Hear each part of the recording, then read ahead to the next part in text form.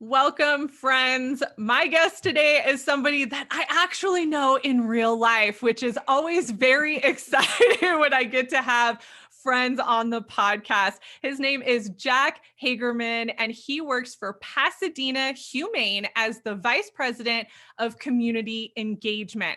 And I know we're going to talk about where some of this interest with animal welfare stems from, because at one point in his life, he actually had a farm in the Midwest, and now you're in Pasadena in the middle of California. So I know we're going to have a little bit of discussion about that.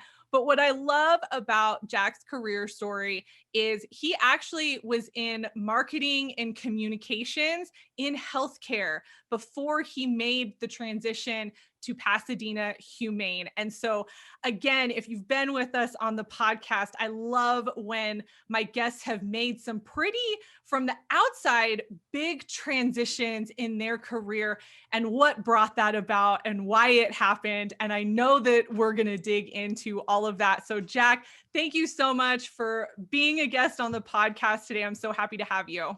Thank you. I'm excited to be here.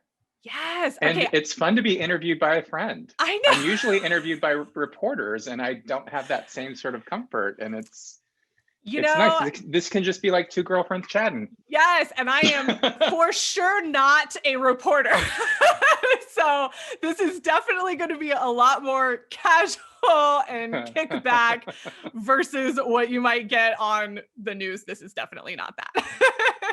Okay, I want to jump into what your actual responsibilities are right now at Pasadena Humane, because I know they've actually shifted a little bit. So can you explain a little bit about what Pasadena Humane does specifically? Because I know there are some differences, and I want to make sure that people understand what Pasadena Humane is versus like the Humane Society, because that was something I didn't know. And then what is your specific role there? Sure. So Pasadena Humane is a humane society. We're a nonprofit animal shelter, animal welfare organization. So we provide animal control and services to the greater Los Angeles community. And so when most people think the Humane Society, they're usually thinking of the Humane Society of the United States, which is a larger countrywide organization that focuses on advocacy and legislation and animal control and animal welfare issues. Whereas we up at the site level are really focused on caring for animals in our community. So that's what we do here at Pasadena Humane. We accept animals from all of our service cities, all of the cities that we have an animal control contract with. We accept all animals from those cities, regardless of age, breed, or any other criteria. We're what's known as an open admission shelter, which means we don't pick and choose the animals that come into us. We will accept anything and try and find a suitable placement for them. Okay, so one thing I do want to ask that is not about your career story, but we talked about it before, and I want to bring light to this for people who just might not be familiar with this type of work. But how has COVID impacted what you guys are doing at Pasadena Humane? Because I know you shared some really positive things with me, and I think that'd be wonderful for the audience to know as well. Yeah, there are not a lot of bright sides to the pandemic, really. There's hardly any at all. But I guess if there is a bright spot to what the pandemic brought about, is that it brought about a complete shift in how organizations like mine operate in the community. And so what I mean by that is, prior to the pandemic, animal shelters were a place that you could go to at any time of the day, and you could go and you could walk around kennels, and you could, browse the animals and see one that you were potentially interested in, and then you would put your name in to talk to a counselor to potentially adopt that animal. And it was all very spontaneous. And the problem with that type of a format, well, there's a number of problems with that. One, you don't get the kind of dedicated service when you're sort of trying to navigate a system with a whole lot of other people. So if there's like 6 people ahead of you in line, by the time you get to the head of that line, the person who's helping you is probably not going to be in a great mood, right? Like, so our experience in animal shelters was very similar to like kind of going to the DMV, where lots of people not real happy. And the pandemic forced us to close our doors in the way that we had them open before. We were still open for all of our services, but we had to reimagine what that looked like for the community. So the biggest thing that we shifted was, well, there were 2 big things.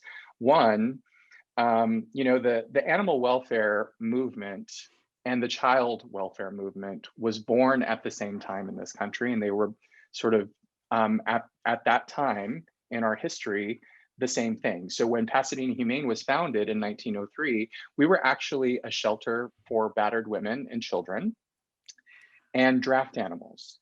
It was a place for animals and people. It was a shelter for animals and people. And so the movement sort of separated in the 30s when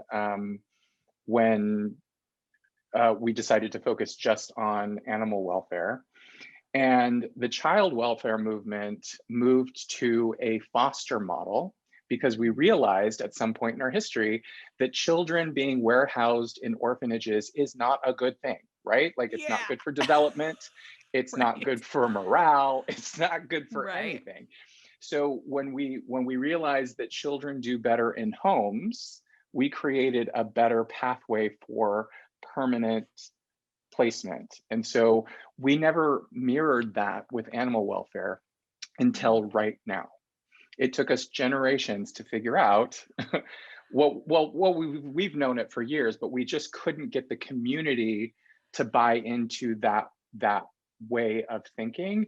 And the pandemic forced that on us because we had to get all of the animals out of the shelter as quickly as possible because we couldn't have as many people on site taking care of them for safety. Right? We had to keep as few employees here as possible, which meant that we had to have as few animals here as possible. So at the very beginning of the pandemic, we sent out a notice to the community saying, hey, we got to get these animals out. We need fosters now. And there was this really amazing, happy phenomenon that like people really stepped up. Like they just were like, hey, me, I'll foster, I'll take something. And so we were able to get our entire population of animals out into homes. And we know through science, animals do better in a home. They don't do well in cages. They don't do well in an environment where they're separated by cages with other animals, right?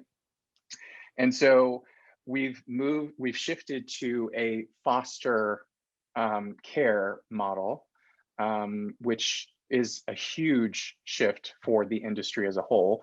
And what we're finding through the pandemic over the last year is that there really is an appetite in the community to volunteer in this way, right? Before, our volunteers would engage with us in enrichment programs here on site. They'd take dogs for walks, they'd sit in the cages with them and play with them and stuff like that. Now we've engaged them in a different way where they're actually getting to do all of those things, but they get to do them at home. It's a win-win, right? That's amazing. And so then we can keep the animals who really need to just be here because they've got a behavior issue that we're dealing with, or they're being treated medically for something, and it's safe for them to have here. So those are some of the big shifts that we've seen that we actually don't think we're going to go back on when things go back to normal. So we're not going to have a world where people can just walk through kennels again and browse and shop that way, because it's not good for the animals. Like it's actually really quite traumatizing to be living your life in a kennel while random people are walking by throwing things and trying to get your attention, and there's a lot of strange smells. Like it's not good for the animal.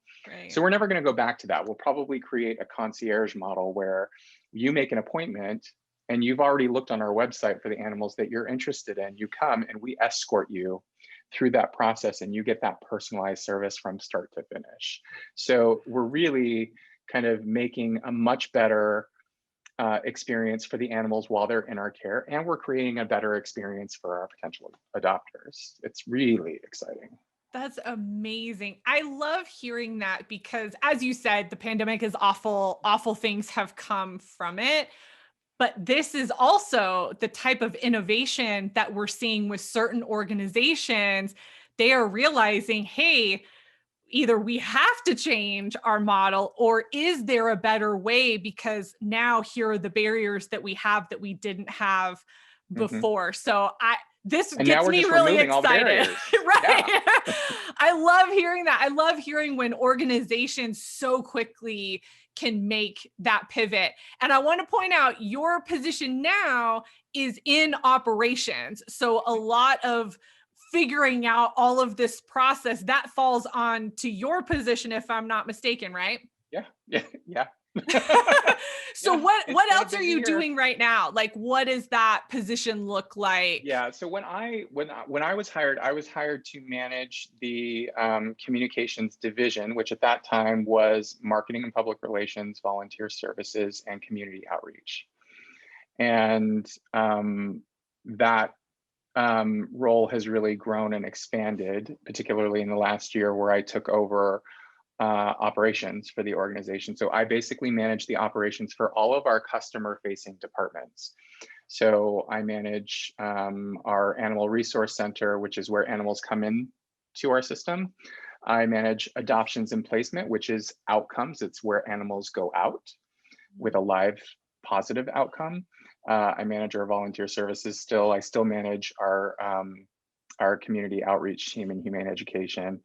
But now I just, it made sense for us to kind of have one umbrella for all things customer experience, whether that's education, placement and adoption, our shelter retail store, all of those things, so that we can actually create a Pasadena Humane way of providing customer service that's uniform regardless of what department you're working in.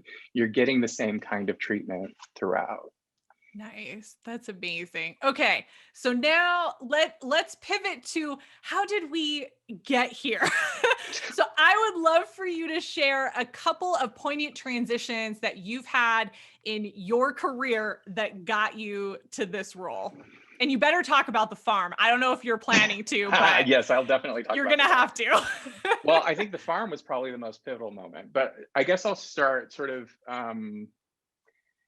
my career, I've been very successful in my career through a series of accidents. And what I mean by that is I don't know that I really had this vision or this idea of where I wanted to sit and what I wanted to be in the world as a functioning adult making money and supporting myself. I didn't have any idea what that would look like, but what I did know was what I was good at. And I wasn't good for much, honestly. Like I Oh, really Jack. I was a good writer and I was a good communicator. And so uh and I was good at sort of taking complex thoughts and simplifying them and articulating them in a way that was palatable to a greater number of people.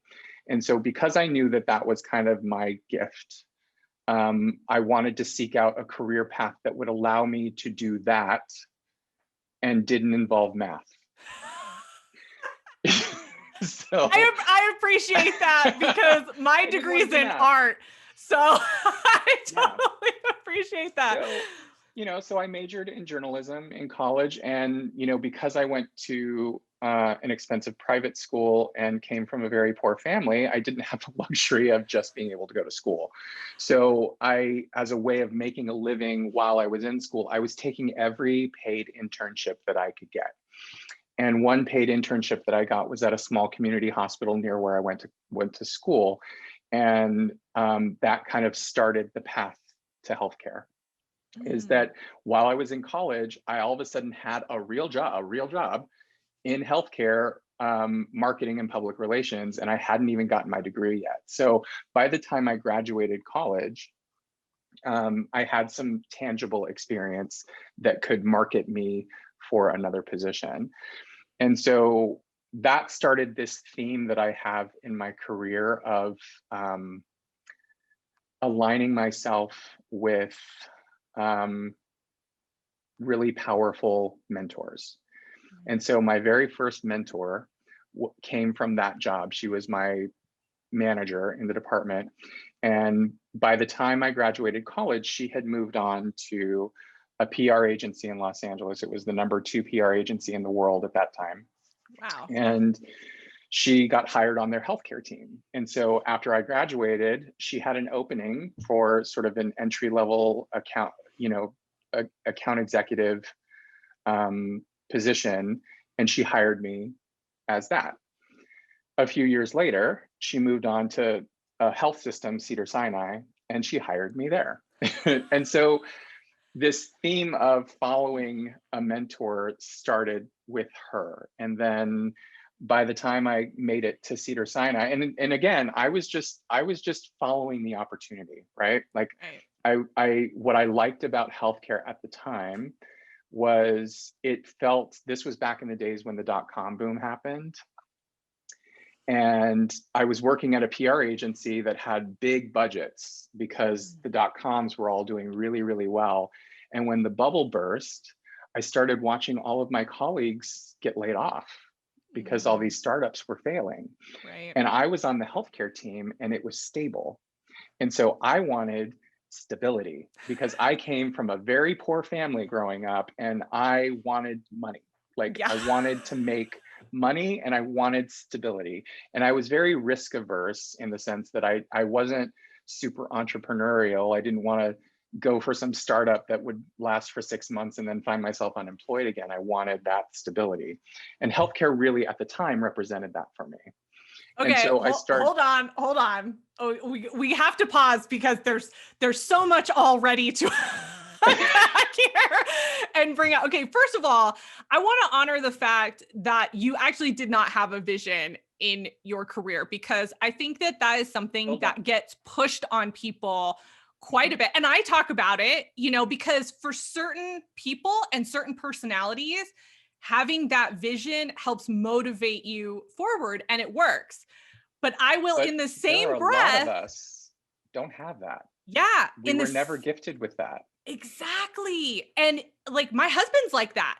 He doesn't have this like long-term vision. We're like, okay, let's look at next week. What does next week look like? And I love that you're sharing this because I think that it will resonate with so many people who are similar to that. I don't have a vision. I don't know. I want to be stable. I want to bring in a paycheck and I don't want to get fired. Right. And that there is nothing wrong with that. And so I think sometimes we romanticize what your career path needs to look like, and it needs to have this grand vision, it needs to have all these things. It really doesn't. That's part of tailoring your career story and your career trajectory to who you are as a person. And you knew your skill set and you're like, I'm going to follow the skill set because this is what I'm good at. Don't want math. Totally get that. Appreciate that.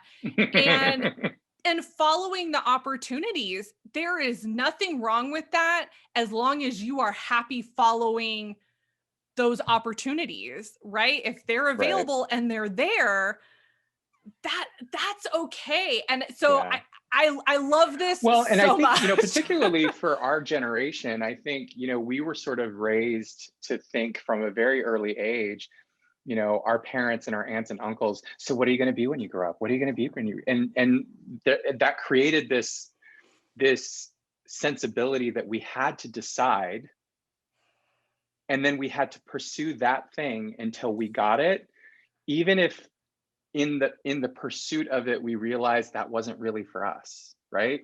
Yep. It's like you decide when you're 6 years old that you're going to be an architect. So that means you're going to have to be good at math and you're going to take that trajectory up. And for me, I would get this grand idea, that I would be like, oh, that looks like fun. I want to do that. And then I would start to explore it and realize, oh, this involves math. I don't think I can do that. So maybe I don't want to be a veterinarian, and so, and I felt for many years, I had this kind of shame associated with the fact that I was not born with this, you know, bulldog grip on a goal where I would say, this is what I've decided to do, and I'm going to do, everything is going to be in pursuit of that. I'm going to sacrifice whatever I need to sacrifice to get to that goal. I was never given, that was never a sensibility that I had or understood. And so the only way that I could figure out a path forward was experimentation.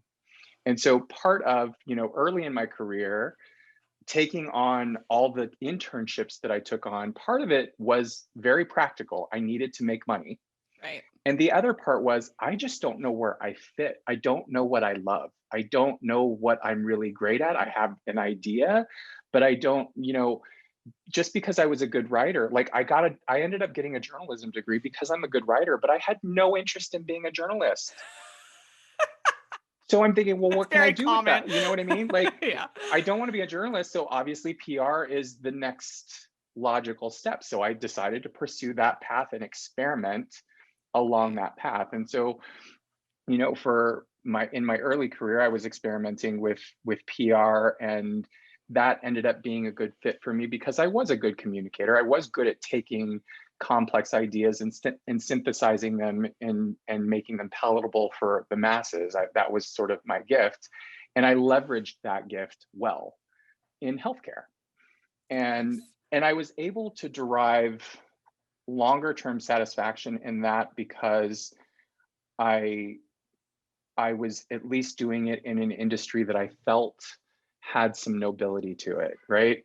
Like I lost my mom early in my life, and she passed away from cancer. And what I realized watching her journey at the time that it happened was she never had to get as sick as she eventually got because she wasn't empowered with the information, and she wasn't empowered to ask questions about her own healthcare decisions. And so that became this like thing that I clung to. I'm like, that's why I'm going to love healthcare, because I now have an opportunity to help communicate what people's healthcare options are. I have the ability to create content to help people be more empowered when it comes to their own healthcare. That became my mantra. That became the reason I was passionate about going forward. Wow. Until I didn't. Because there came a time, we're talking about transitional moments, right? Like, and I had created a really successful career. I was making really good money and I was very accomplished. I had the great titles. I was a director in a large health system by the time I was 27. I was doing well. And, by the time I got to my early 30s, I had achieved kind of all that I felt like I could achieve in that industry. And I had realized that I'd lost that mission-driven focus that had carried me forward. The mission all of a sudden wasn't as powerful for me anymore. I just wasn't excited about it. And I was struggling because at that point in my career, I had done so well on this path that I felt a little stuck. Like, who's going to look at me in a different industry now? I've got too much experience over here that like everyone sees that my jobs have been healthcare, PR agency, healthcare. And so who's going to want someone who only has healthcare experience on the consumer product side at Motorola or whatever it is, like I couldn't find the connection. If I wanted to explore a different avenue, all of a sudden I had too much experience to be taken seriously for the level of jobs I was technically qualified for. And that would mean that I would have to take a nosedive and start over from the ground up. And I didn't feel like I was in a position to be able to do that financially. I didn't think that anybody would necessarily even want to take that risk on me. Yeah. And so it was a struggle for a really long time. And I found that I had taken a job on the East Coast, and it was a really big job. And culturally, it was a really bad fit. It was the kind of environment at that time, and I don't think it's like that now, but at that time, it was a very sort of there was a sensibility there that if you weren't working longer, you weren't working hard. And so it was almost a competition to see who would leave the office the latest. And that was a quality of life I wasn't interested in. And so I was finding that I was getting more and more resentful of my chosen career path. And so as I was getting more resentful and as my quality of life was diminishing because I was in an environment where I was encouraged and expected to really just focus on work when that isn't who I am, that I kind of got to a breaking point. I got to this point where I'm like, I'm either gonna have a nervous breakdown um, or I'm gonna end up being bad at my job. And unfortunately, and this is the first time I'm really admitting this publicly, that became true. I became bad at my job. I became disengaged. I became it became difficult for me to focus. It became difficult for me to deliver. And, by that time I had another mentor who I had followed to another, like multiple jobs. And I felt like I was because I let her down. I had gotten to a point where I was no longer operating with the same level of sharpness and ambition that I was kind of known for. Right. And I had to step away. So that's when the farm happened. Okay. So hold on. Let's pause. We have to pause on that one because first of all, I have been in that place as well.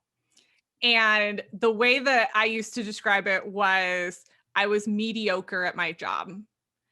And for me, mediocrity was the absolute bottom of the barrel in terms of how I approach my work, and I'm listening to your story and it's almost like PTSD, like it's like bringing back it's trauma. It is absolute trauma. Because nobody ever wants to view themselves as that person, right? No. You don't ever want to think of yourself as that person who's given up. Right. But culture and management and all of those things make such an impact on the people that are there. And what I want to share here, because I know I get a lot of people who are in management or aspiring management who listen to this, you have to watch out for your high achievers and your high performers. Because when you start to create a culture that does not support what they're doing, this is what happens.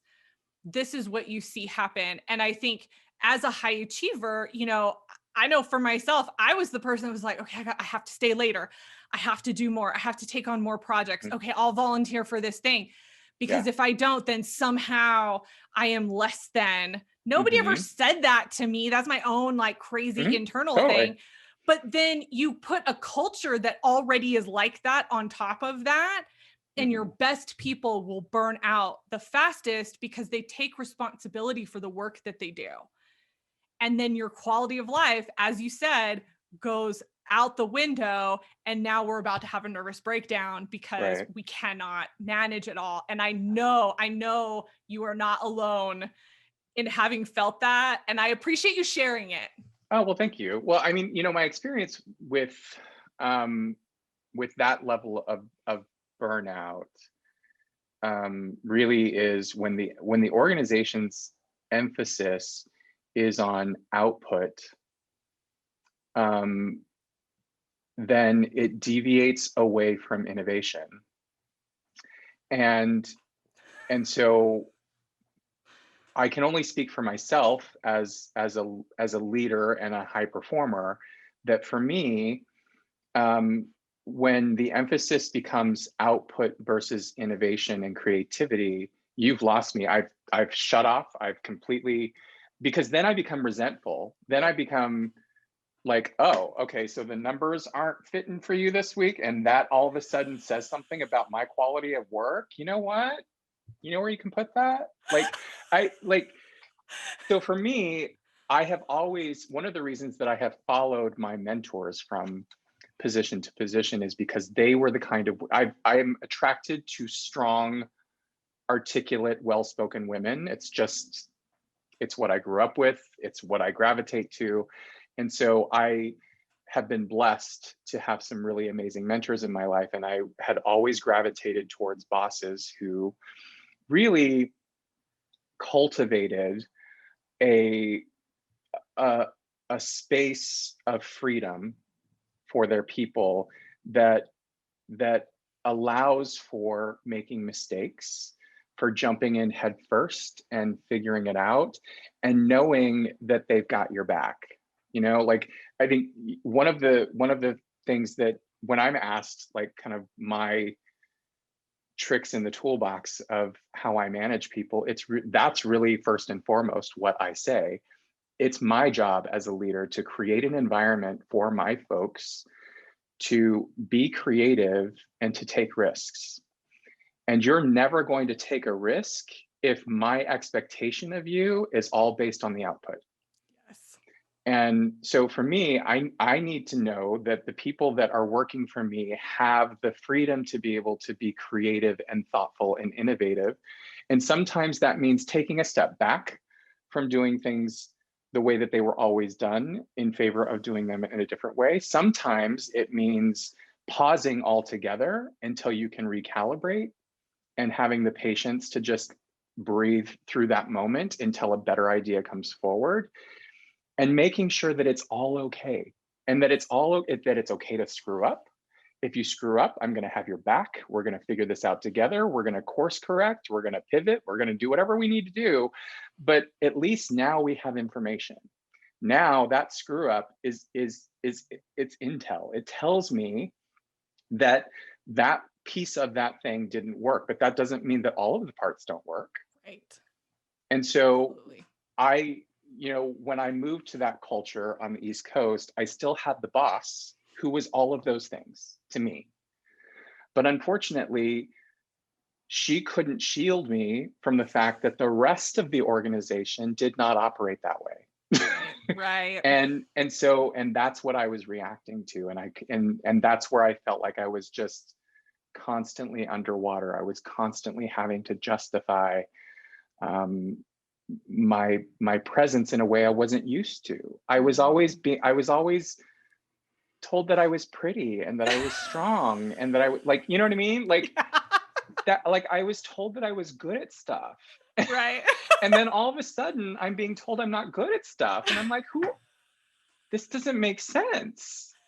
And so rather than trying to operate at their level and shift my mindset to the output, I was like, screw you. I'm going to go start a farm. Okay, I love this. I love this conversation because how many of us have been in that position where it's like, this is not working. Like, it's not, you might love your boss, you might love certain points in your career, but man, that culture around you. And there was something another guest said to me. They said, sometimes you need to have bad jobs and sometimes you need to have bad bosses. And as you were telling that story, I was like, I think this was that moment for you, like having that, you have an amazing boss, but you have a bad job.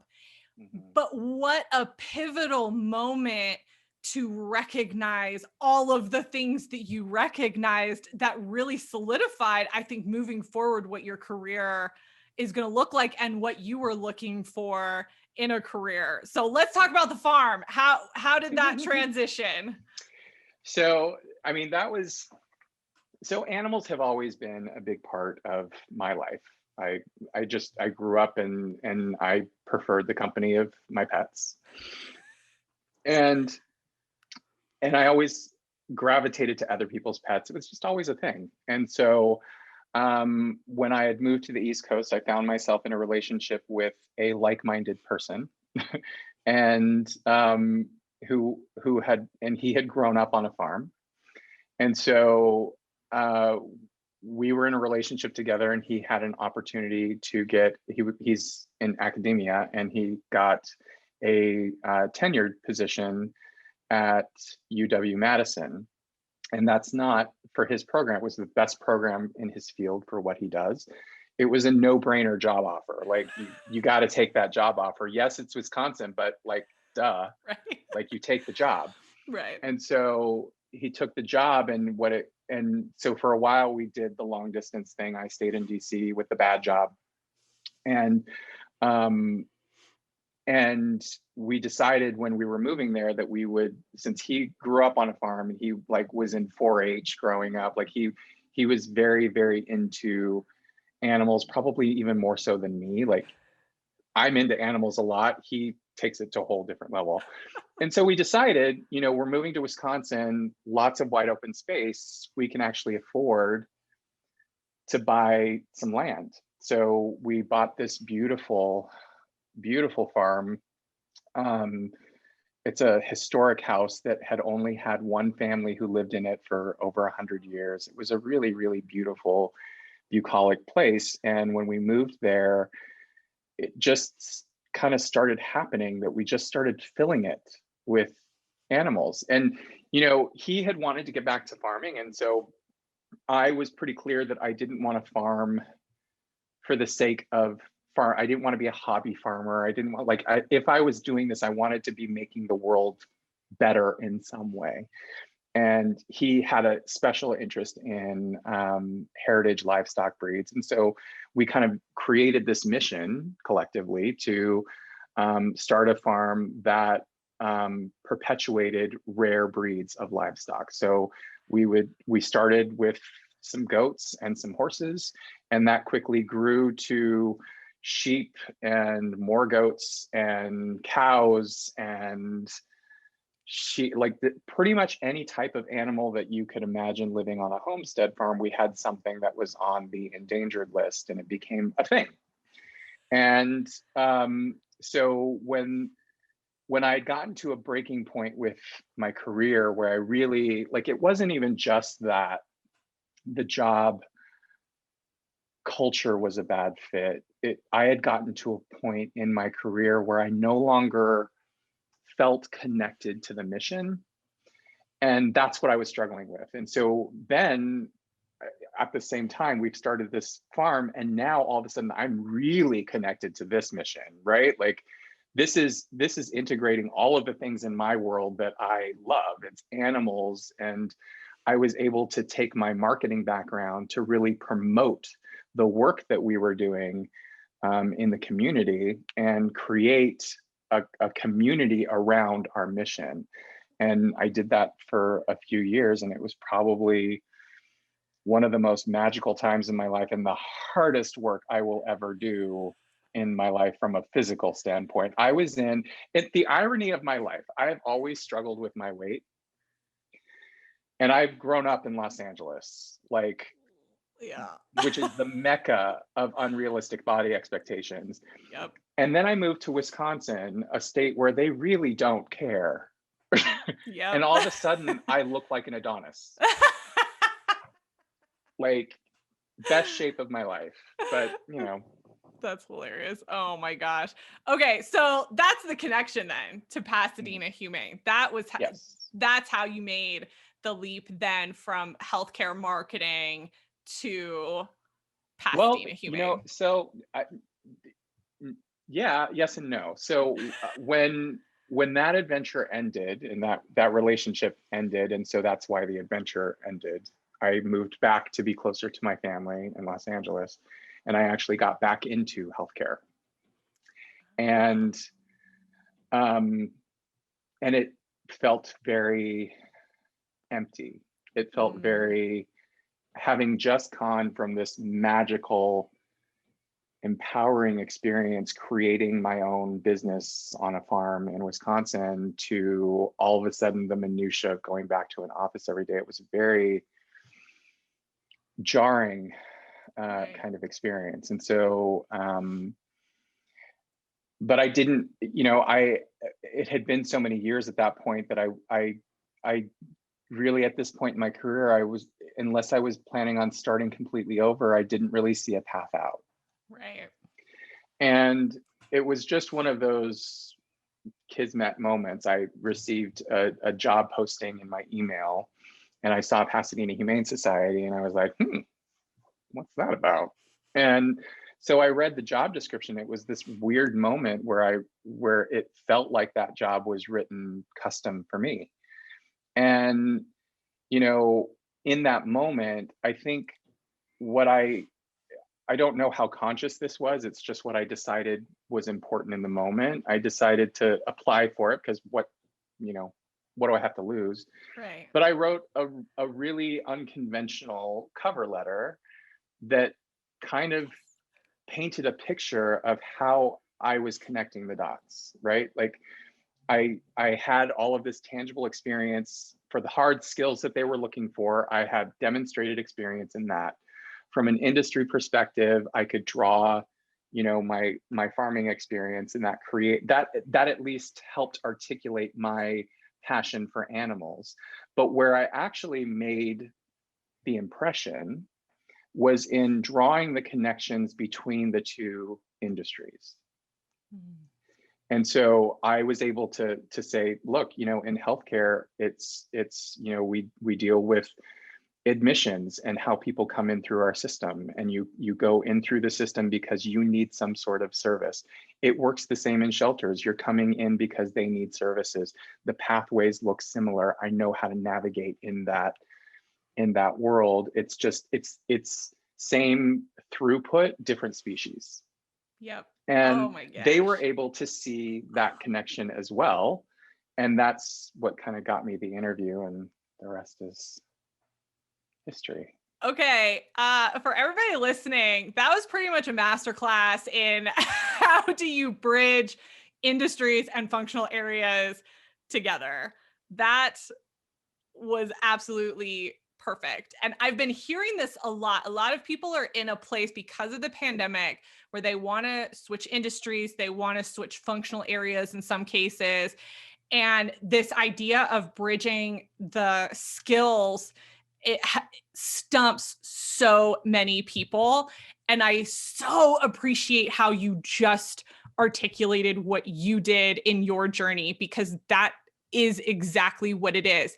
You break everything down into its most simple form. Take Mhm, out all of the jargon for your industry, mhm, break it down, make it really simple, and mhm. connect the dots for Yeah, the and paint the employer. picture, like make it simple, but say, hey, I've done this here, and how that translates to you here is really just cosmetic.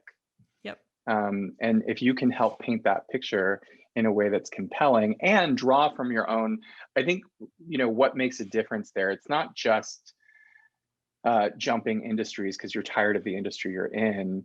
It's drawing and painting a picture for why that industry that you're trying to jump into is important to you, Right. and drawing your personal experience and the passion that you would bring to it because of that, that somehow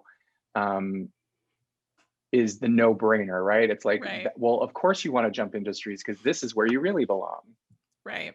Right. Okay. Here's what I love about your story, Jack. And I hope that other people will see this in themselves. At the beginning, you were like, I had no vision. I didn't know where I was going to go, I which still don't, by the way. I get that. I get that. However, what you did have was you had a connection to the work that you were doing. So even on the healthcare side, you had a connection with the experience with your mom. With the farm, you had a connection with your love for animals, that then now at the Humane Society, you're like merging everything together. And I think that's what's important too. If you're not somebody that visions out, what is an industry that has some connection for you? And it does not have to be, um, like yours was your mom with cancer. That's a very specific and unique experience, although I know many people have gone through that.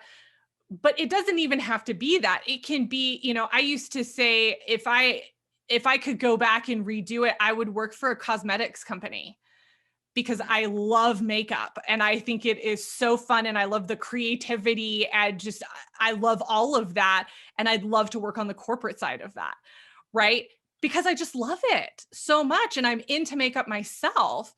And just having those connections when you're looking at industries, that is enough in a lot of ways, because then when you get into an interview or into a networking situation or something like that, your passion and your connection for that will come through in a way that it won't if you have absolutely zero connection with what's going on in that industry. Well, and there's something that you touched on with passion that I want to kind of unpack a little bit, because I think one of the areas that I have struggled with throughout my life, not just in my career, but just in general, was this idea of passion. We're socialized to think that we should be passionate about the things that we're doing, right? And that I should be passionate about animal welfare, right? And it never resonated with me. I was never a truly passionate person about any one thing. Yes, I love animals. I love animals a lot in a healthy way. I would Right. not say that I'm obsessive about it, and like it's not a passion for me. And so I had, at some point in my life, I had to give up this expectation that I felt like the universe was putting on me, that I needed to be passionate about something, and that it was okay just to be a curious person. Mm-hmm. Because at the core, that's really what I am. I am not a passionate person in the way that a lot of people define what is supposed to be passionate, Right. but I well make up for that with my curiosity. And so I've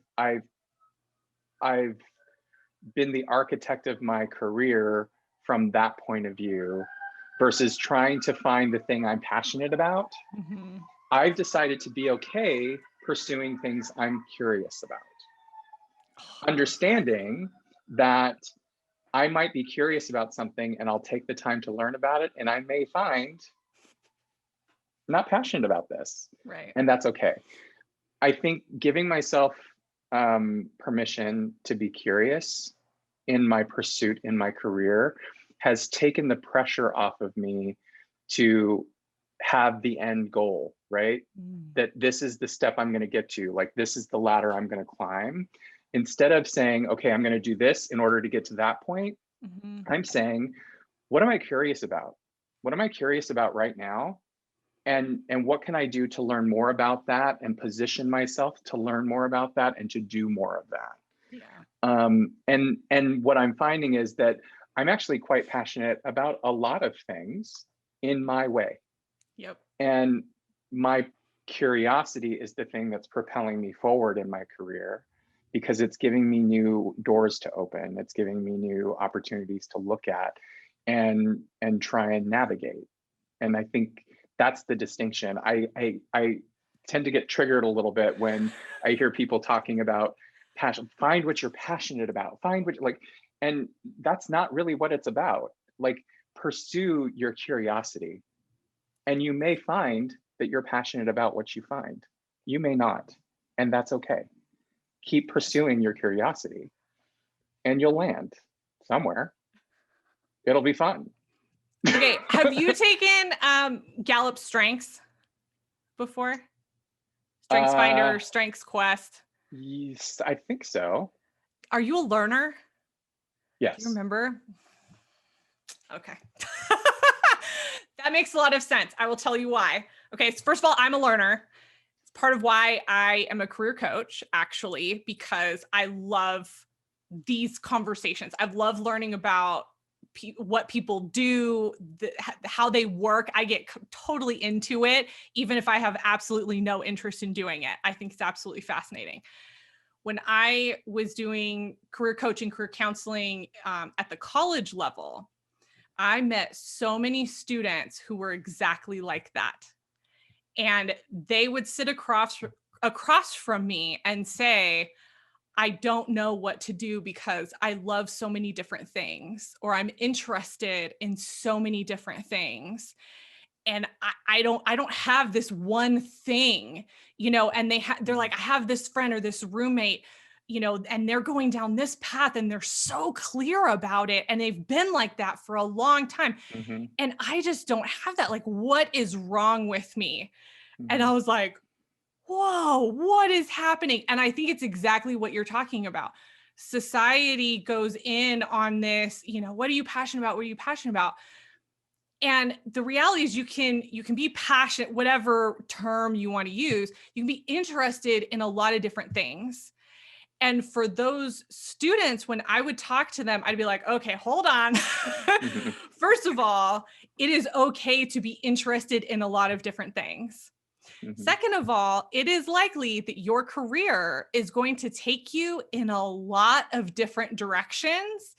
And you have to now just understand and be comfortable with the fact that that's probably what's going to happen, because you're going to have a new thing that you want to explore and look Mm-hmm. at.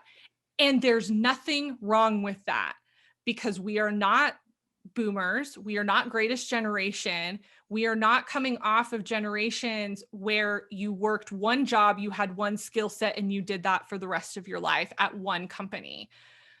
That's not a real thing anymore. For some people, yes, it fits their personality type, it fits what they want out of life, and that's totally fine. And there are still some organizations that do that. But oh man, I can't even tell you how many students I saw that I wish I had done this interview back then to share it with them, because I can guarantee there are a lot of professionals out there right now that feel the same way. I just want to try different things. I just want to go and do different things. And that's okay, as long as it fits in with whatever your responsibilities are and whatever you want in this season of your life. It's okay to go and try things out and bounce around. Yeah. And I think, I think we need to normalize bouncing around a little more than we have in our culture when it comes to professionalism. Because I think,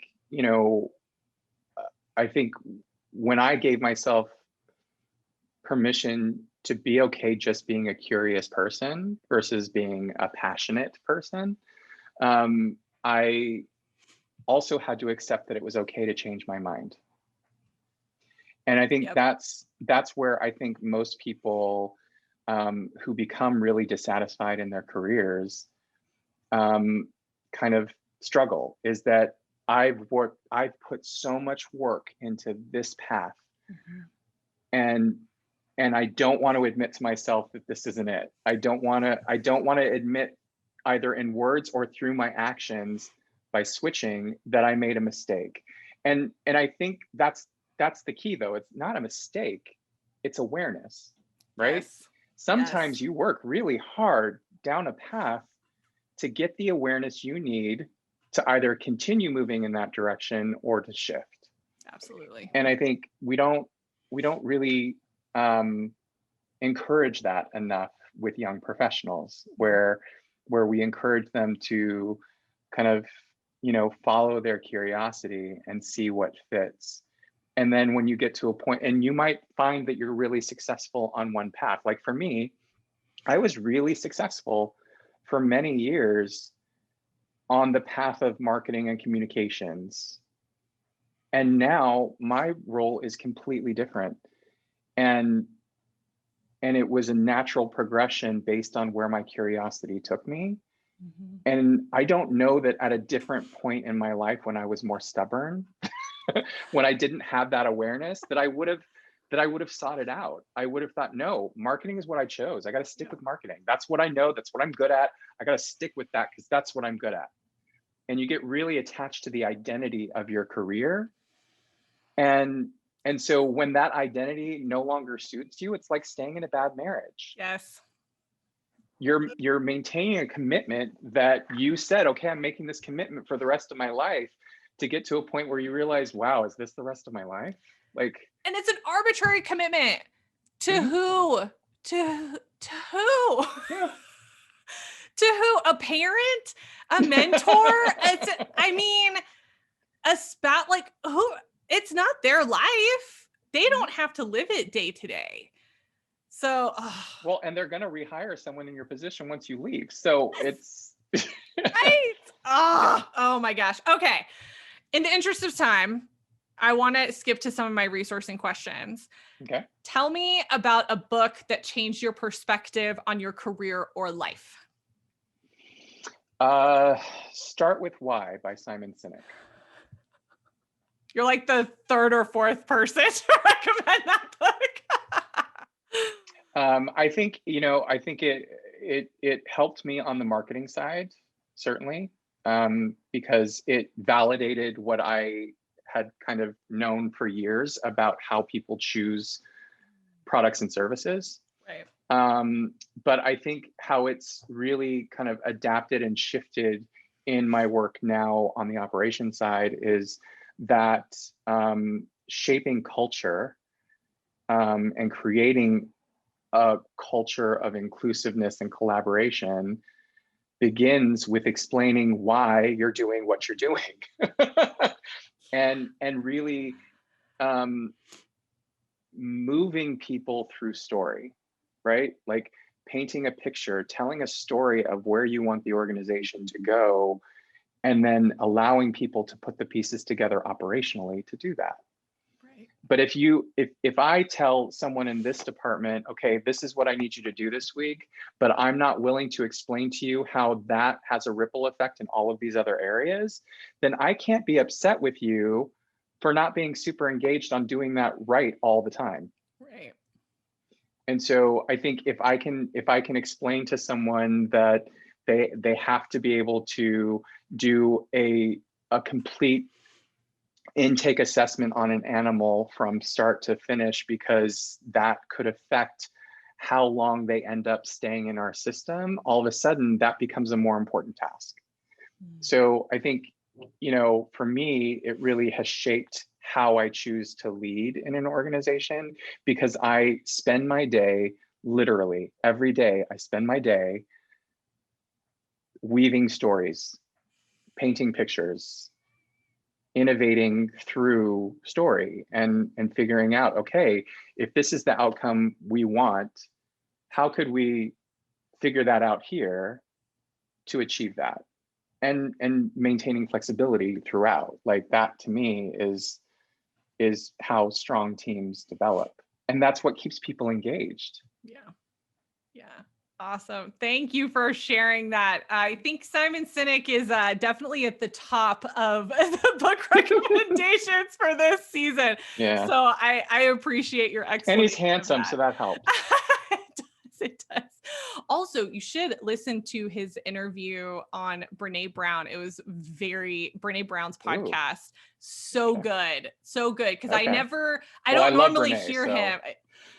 It's seriously, it's so good. Like, I don't ever hear him in this way. Like normally he's a little bit more rehearsed because he's doing talks and stuff like that. mhm. But this was a really great version of him that I think is a little bit different and a little bit more personal. So Nice. check it out. I will. A little plug for her podcast as if she needs it. Okay. So one of my big tenets in my business and what I do is this idea of controlling your career. And basically what this is getting to a place where you say, I don't know if this is quite what I want right now. And you really figure out for yourself what that looks like, and you move forward in such a way where you are taking control. You're really taking a hold of your career in a way that maybe you hadn't done at other points. So I would love for you to share a time where you feel like you really took control of your career. I guess, frankly, the moment I felt like I took the most control of my career was when I left it. I think I had to leave it in order to gain a broader perspective of who I was in the world and where I fit. And I I needed that time and space to, and quite frankly, I'm going to be super honest, I needed to be taken down a few pegs. I really did. I had achieved a lot of success, and it all, in my mind, sort of came relatively easy to me. Mm. And it wasn't until things stopped coming easy that I really had to do the hard work, and I needed to step away for a minute to really unpack all of that and realize I wasn't as great as I thought I was.